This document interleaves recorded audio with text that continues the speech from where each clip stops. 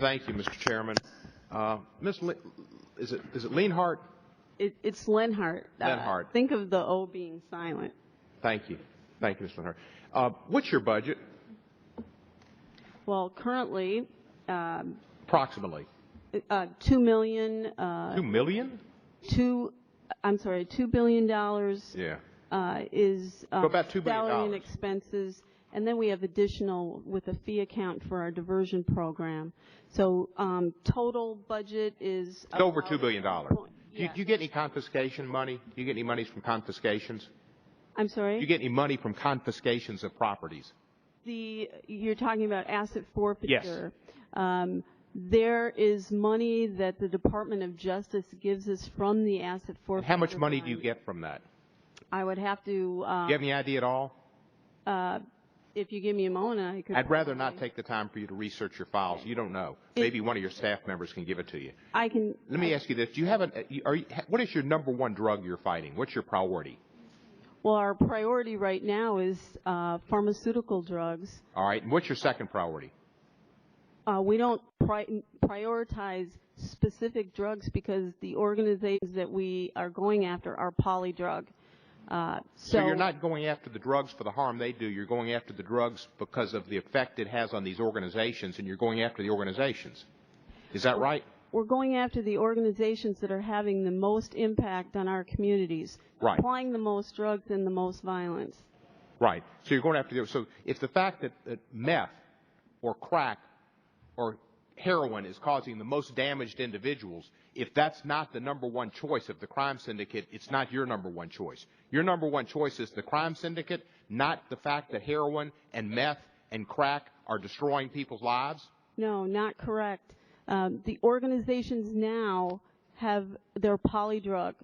So for instance, the Colombian cartels, which are a priority. Right, they have all these drugs, right. Are the primary source for methamphetamine, cocaine, and a good amount of the heroin on the streets. Right. They're a priority. So that's your number one priority is going after that cartel? Our number one priority is going after those that most impact the United States. And do most right of those now, cartels emphasize, what are the drugs they emphasize in their arsenal? The Mexican cartels, polydrug, it's cocaine, meth, heroin, marijuana. Right. Marijuana is fourth. Would you agree that marijuana causes less harm to individuals than meth, crack, cocaine, and heroin? As a former police officer, as a 32-year DEA agent, I can tell you that I think marijuana is an insidious drug. That's not the question I asked you, ma'am. Does it cause less damage to the American society and to individuals than meth, crack, cocaine, and heroin? Does it make people have to kill to get their fix? I can tell you that more teens enter treatment. Can you answer my question? Answer my question, please. I'm trying to. It causes harm because it's young people that are using it. If you're talking about the it's not just young people, but you're trying to answer the question like I'm Jeff Sessions. I'm not Senator Sessions. I'm asking you a question. Does meth, does crack, heroin cause more damage to society and does meth and heroin cause more deaths than marijuana?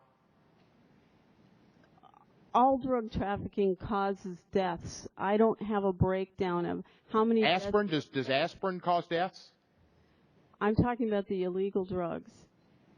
I don't have a breakdown for you of how many deaths are caused by cocaine and how many are. Let me ask you this. Have you ever seen a person who had cancer and used marijuana to help them eat or to alleviate their condition of someone suffering from terminal cancer? No, I have not. And if you had, and I have, and seen that it helps them with their appetite and makes them smile, would you agree that it has some benefit to society for somebody who's dying, maybe a Navy SEAL who spent his life working and defending this country and is emaciated to 120 pounds, and that marijuana is the only thing that makes him eat and makes him smile, according to his 80-year-old mother? Is there not an efficacious situation there?